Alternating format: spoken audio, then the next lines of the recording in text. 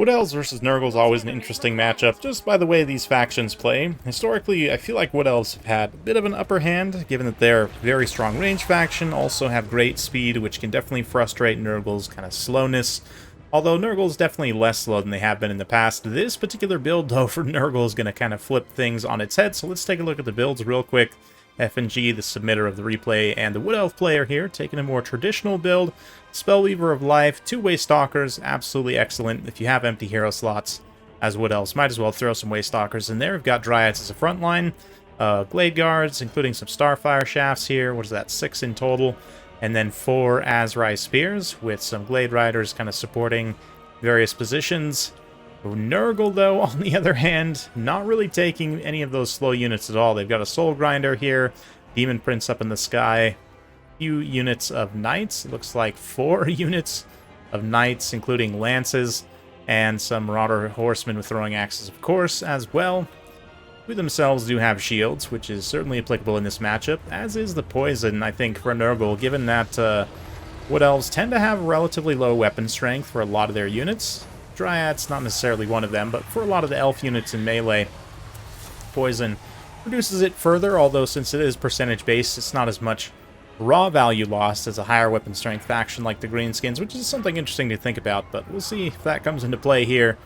This Demon Prince jumping a little bit late on that Spellweaver. Had he been able to drop down while it was fighting the Soul Grinder, might have done some serious damage. Still going to do serious damage, but also take serious damage from that concave of archers, which these Knights are going to try and push through and shut down, but not before the Demon Prince takes significant damage, which could be a severe hindrance as the battle kind of plays out here, but he's now going to dive the Waystalker on this side, unleash some AoE magic, and with quick follow-up support from those Chaos Knights, hopefully we'll be able to survive here. It is quite a risky build. And that said, the Chaos Knights are getting through and just eradicating value from the Wood Elf army.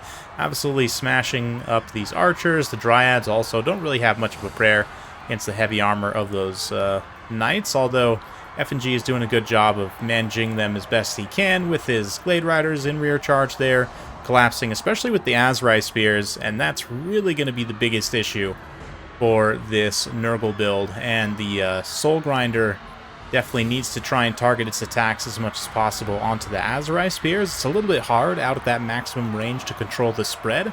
Might be worth it almost to maybe come a little bit closer so you can fire a little bit more accurately and try and take out these Azrai Spears, because the Knights, despite how much damage they've already been able to do, it's wreaking carnage here. They're also taking constant damage from these Azrai Spears, who, despite being slowed from the Poison, they're still going to be some of the fastest infantry in the game.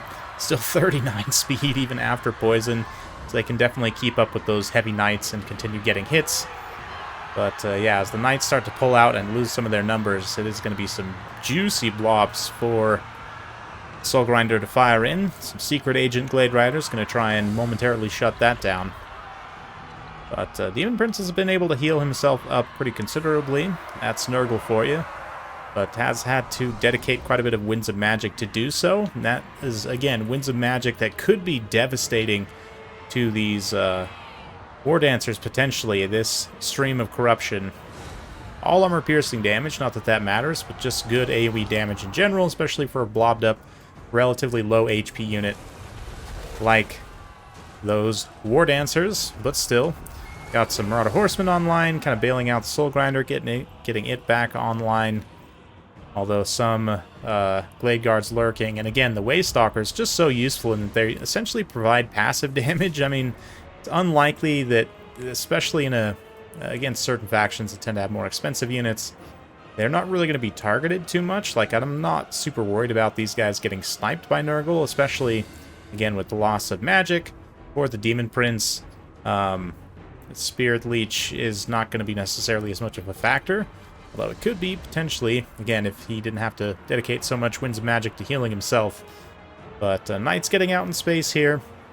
Trying to just avoid the Azrai Spears for now. Although Life Spellweaver is going to be constantly refreshing them with some nice Earthbloods, making sure they stay topped up on HP. So It's looking pretty grim right now for Nurgle, actually, all things considered, mostly just because there's so many Azrai Spears here still alive, and quite angry that all their archer friends were massacred in horrific fashion.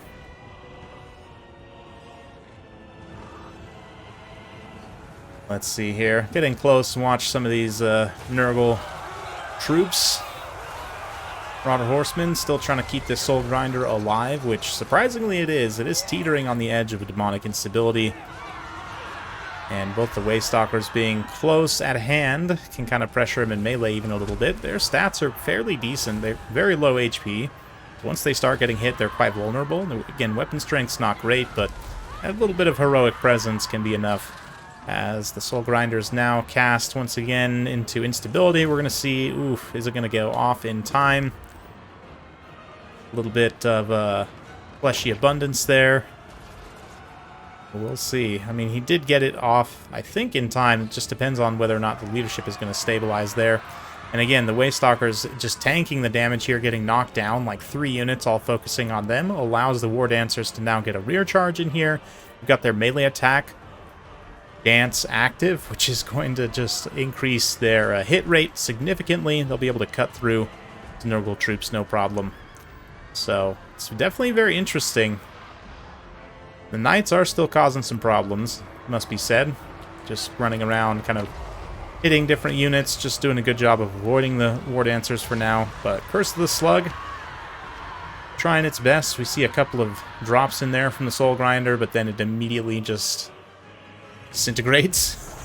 So, Soul Grinder done. I think it's going to be game over. And you can see even a little bit of how this Nurgle Demon Prince here, as he starts to Spirit Leech and actually get some decent hits on the Waystalkers, is able to do some work. And I do think, had he not taken so much damage in that early engagement, the magic situation could have been quite different, and a lot of these factors might not have been so important. It's still so many War Dancers, though. Don't know that it would be very feasible for him to get through all of them. Yeah, it is unfortunate. I mean, Nurgle Demon Prince still is able to get quite a bit of value, I think. Well, maybe not, actually. Only 712. Pretty sad. But it's an interesting one. I do like the Nurgle's picks overall. I just think, and this is something that I definitely have been guilty of many times, kind of throwing that big expensive piece into a archer or gun line early on, and it just is pain.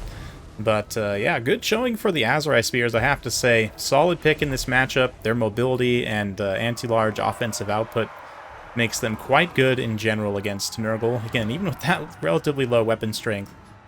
For, I guess, would you call them an elite tier halberd? They're sub 1000, so I don't know. They're more of like an upper mid tier, I would say, but still quite effective. Definitely. And very cool, no doubt. So, we'll fast forward a little bit through this late game as Nurgle Knights do their best to avoid the War Dancers, but it is mostly inevitable at this point. Yeah, leadership gives out and there's army losses, so it's definitely an interesting one. Like I said, I like this matchup quite a bit. I feel like some of the Nurgle additions and changes have made them quite a bit more effective in this matchup, and just generally, I mean, Sword and Shield Knights are incredibly strong. I don't know, the Lance Knights, it's interesting to see kind of side-by-side comparisons. There's something wrong with them, and I'm not sure exactly what it is, but just straight up, they're basically used in the same way, and the Nurgle ones seem to be effective, exactly what you would want, cost, you know, to return their cost, and seem not tough to use, because you do have some forgiveness with healing, but just in general, overall, what you would want from this unit. The Lances are not, though, so seeing that as it is, I would probably cut the Lances, bring one more sword and axe, and then maybe bring some extra, like, Warhounds or other mobile support units, kind of support this build in a little bit wider, and be able to, you know, chase routing units with the cheaper units, not have to allocate heavy resources to do so. It's definitely an interesting one. Certainly, FNG here with the more traditional Wood Elf build is able to weather the storm and use those War Dancers to great effect. Love the Waystalkers as well. I mean, they don't get an insane amount of value, but they think they only cost like 750 probably. We can check that here right now, actually. But yeah, the rest of the Wood Elf build, Blade Guards get pretty hard run over. That was kind of the focus of Speedy Rabbit here. But yeah, like I said, I would just cut the Lance versions pretty much from all your builds right now, like that, until CA fixes them. I'm not sure exactly what's wrong, but let's see here. Yeah, and they're even more expensive. So yeah, just 3 of these guys, and then support with whatever other mobile units. You know, you've got Furies, which are okay. They're a little flimsy in this matchup. Poison Warhounds tend to be very good just because they're so cheap, and they don't count as large, so you can help swarm spear-type units like Azrai Spears quite effectively, especially if you have multiple hounds able to collapse all from multiple directions on an isolated spear. They can actually kill them quite quickly, especially for lighter armor. But then for Wood Elves, just quickly to finish up with them, Waystalkers. Always be Waystalking, pretty much. If you have empty hero slots, I mean, you can cut them down all the way to 600. Yeah, 750 with Arrow of Kurnos, which is definitely advisable. Yeah, just take these guys. They're definitely well worth it. Hopefully you enjoyed that. If you like this sort of content, be sure to like, subscribe, hit that bell notification. Every time I upload a new video, you'll be notified. Thanks again. We'll see you next time.